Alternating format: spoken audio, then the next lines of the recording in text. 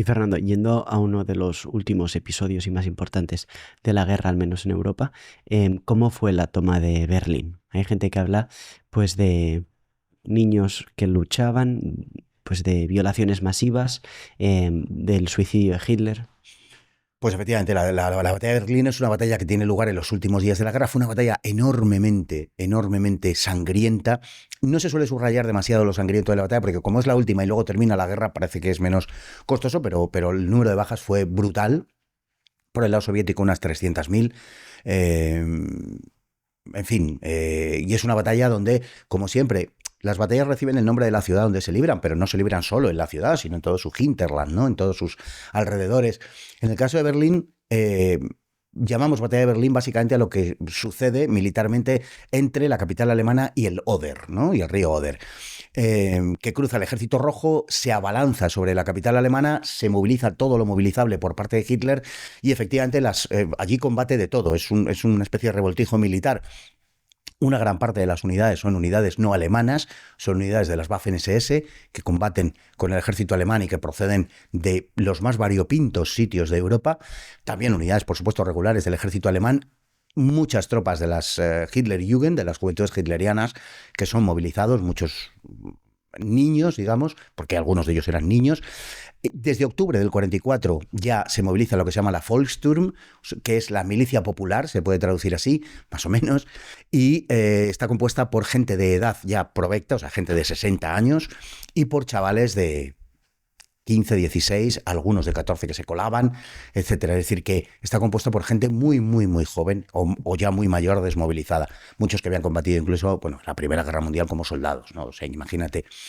Y con un armamento bastante pobre y con bueno, muchos de ellos además sin uniformes, o sea, incluso combatiendo de civiles, pues dieron la batalla de Berlín en un intento desesperado de defender la capital del Reich frente a los asaltantes soviéticos. La intensidad de la resistencia alemana fue lógicamente proporcional al castigo que les infligían sus enemigos. Se entregaban mucho más a los adversarios en el oeste, a los británicos, a los norteamericanos, que a los soviéticos. ¿Por qué? Porque los soviéticos cuando entraban lo destruían todo, lo robaban todo y lo violaban todo lo femenino, fundamentalmente. Hubo muy pocas mujeres, si es que alguna, que se libró pues entre los 7 y los 70 años. También niñas, ancianas incluso de más de 70 años, que fueron violadas, muchas de ellas murieron, pues lógicamente después de una violación múltiple de varias decenas de soldados, pues se puede uno imaginar aquello, y había verdadero terror frente a la entrada del Ejército Rojo, que se llamaba así, Ejército Rojo. Quiero dejarlo claro, que hasta febrero del 46 no se llamó Ejército Soviético, se llamaba Ejército Rojo, fundado por Trotsky en 1918. El comportamiento de los soviéticos, bueno, ahí está, no solo en Alemania, no solo en Berlín, en toda Europa Oriental, saliendo de su territorio, de su propio territorio, el trato que dieron a las poblaciones conquistadas fue, en la mayor parte de los sitios, auténticamente atroz. Y muy particularmente, además, en Alemania. Hay que tener en cuenta cómo ellos, como he contado antes, trataban incluso a su propia población. ¿Ves? Enviar al frente a ancianos envueltos en harapos o en abrigos para que los alemanes gastaran munición.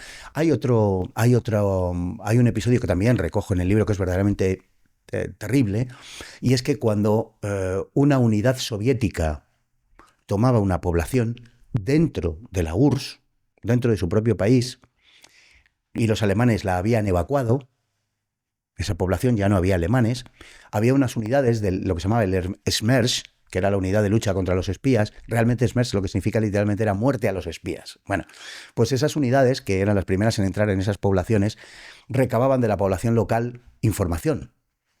Población local que eran civiles soviéticos.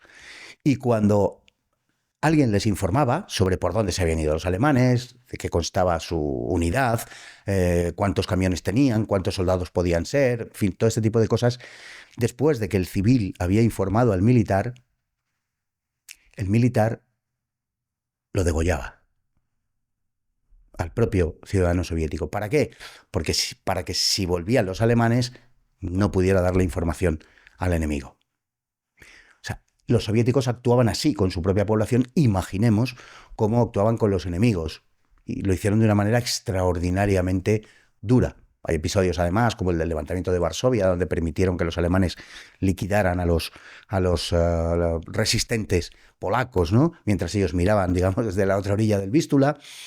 Hay muchos episodios de ese tipo, pero los de violaciones, saqueos y crímenes están generalizados por toda la Europa del Este. En Rumanía, en Bulgaria, en Yugoslavia, en Hungría, en Austria, en Alemania, sobre todo la zona lógicamente oriental, en los países bálticos. Era generalizado. Y aquello dejó una huella verdaderamente atroz en la mente, en el recuerdo, en la memoria alemana, ¿no? Además, se dieron episodios de, por ejemplo, de aplastamiento por parte de los tanques soviéticos de las columnas de refugiados de civiles alemanes que huían en mitad de la nieve en el invierno de 1945. No ahorraron, desde luego, absolutamente ninguna crueldad.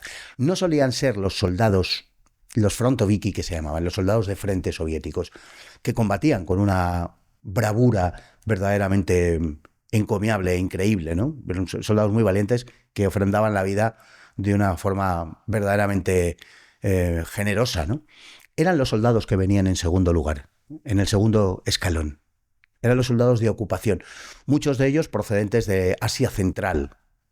No eran soldados de extracción europea, eran soldados sin formación ninguna, soldados analfabetos, soldados que ni siquiera sabían que pertenecían a un país que se llamaba Unión Soviética. Esto es rigurosamente cierto.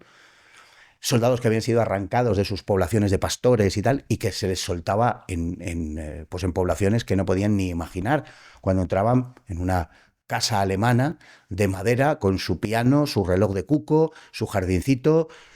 Bueno, pues se puede uno imaginar el comportamiento que tenían a partir de ahí, ¿no?